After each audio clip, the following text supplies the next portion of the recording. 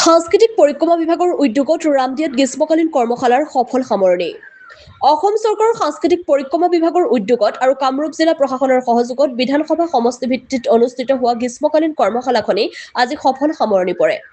হাজোৰ ৰামদিয়াত 15 দিনীয়াকৈ পঞ্চম মিলন সংগীত একাডেমীৰ আয়োজনত হাজো শুৱালকুছি সমষ্টি ভিত্তিক অনুষ্ঠিত গ্ৰীষ্মকালীন কৰ্মশালাত কণ কণ শিশুসকল ভূপেন্দ্ৰ সংগীত, লোকসংগীত আৰু পুৰণি গীতৰ ওপৰত বিনামূলীয়া প্ৰশিক্ষণ প্ৰদান কৰা হৈছিল। ৰামদিয়া বিনন্দী চন্দ্ৰ মেধি মহাবিদ্যালয়ত অনুষ্ঠিত সামৰণি অনুষ্ঠানত অধ্যক্ষ ডক্টৰ বিশ্বজিৎ দাস, মহাবিদ্যালয়খনৰ সহকাৰী অধ্যাপক ডক্টৰ মুকুট পাঠক, পঞ্চম মিলন সংগীত একাডেমীৰ অধ্যক্ষ তথা এ গ্ৰেড অনাতাঁৰ শিল্পী ডলি বৈশ্য, ৰণবীৰ সিং, নৃত্যশিল্পী গীতাঞ্জলি কলিতাকে ধৰি সাংস্কৃতিক পৰিক্ৰমা বিভাগৰ বিষয়ববীয়াৰ লগতে ভালেসংখ্যক অভিভাৱক উপস্থিত থাকে।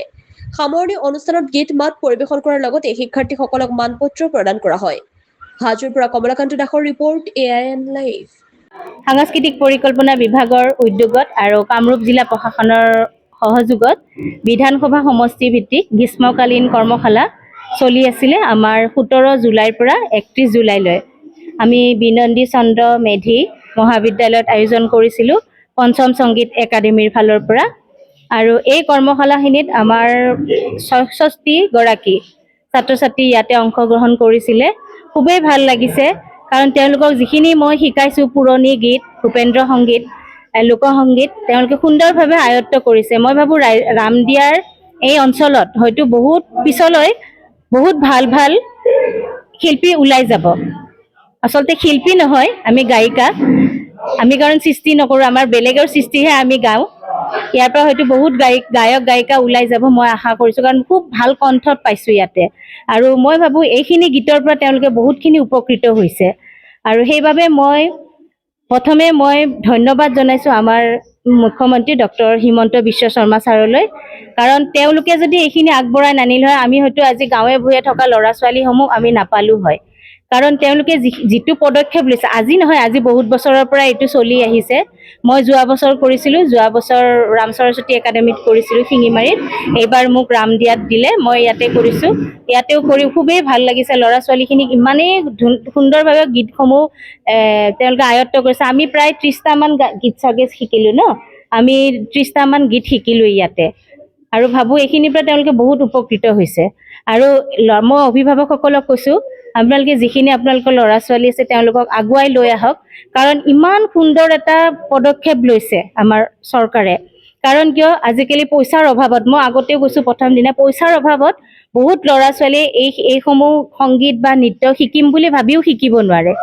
সেইবাবে এই পদক্ষেপটো লোৱাৰ পিছত ল'ৰা ছোৱালীসকলে ইয়াতে বিনামূলীয়াকৈ, তেওঁলোকে অসম চৰকাৰে বিনামূলীয়াকৈ দিছে এই কৰ্মশালাখনি। সেইবাবে মই তেওঁলোকক সকলোকে গৈছোঁ, আপোনালোকে ল'ৰা ছোৱালীখিনিক ওলাই আনক। যেনেকৈ পাৰোঁ, ময়ো যেনেকৈ পাৰোঁ তেওঁলোকক সহযোগ কৰিম আপোনালোকৰ লগত। আৰু আশা কৰোঁ এই ৰামদিয়া অঞ্চলৰ পৰা বহুত যেন কণ কণ শিল্পী বুলি কৈছোঁ তেওঁলোকক এতিয়া, আচলতে শিল্পী নহয়, শিল্পী বুলি কৈছোঁ, কণ কণ ল'ৰা ছোৱালীসকল এটা সময়ত যেন তেওঁ নাম থকা এগৰাকী গায়িকা হয়, মই এইটোৱে আশা কৰিছোঁ।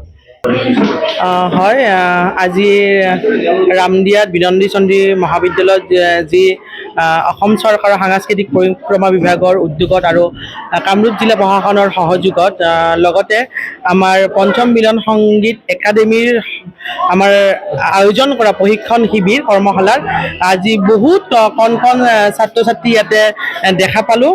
আৰু খুব সুন্দৰভাৱে, খুব একদম নিখুঁতভাৱে তেওঁলোকে যিসমূহ গীত, একদম পুৰণি গীতসমূহ তেওঁলোকে পৰিৱেশন কৰিলে, তাত মই ইয়াতে আজি উপস্থিত হৈ সঁচাকৈয়ে মই সুখী অনুভৱ কৰিছোঁ।